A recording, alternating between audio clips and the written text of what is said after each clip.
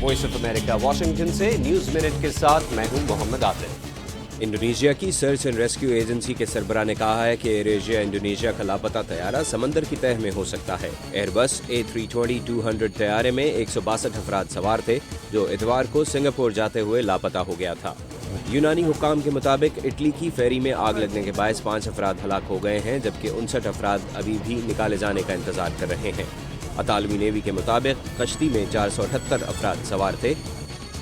अमरीकी सदर Barack Obama ने कहा है कि ईरान के साथ एटमी प्रोग्राम पर मुआहदा मुमकिन है और इसके बाद ही दोनों मुल्कों के दरमियान सिफारती सतह पर जामे बातचीत हो सकती है। और फलस्तीनी हुक्काम आज़ाद रियासत का दर्जा हासिल करने के लिए हतमी करारदाद आज अक़वाम मुत्तहिदा की सिक्योरिटी काउंसिल में पेश करेंगे।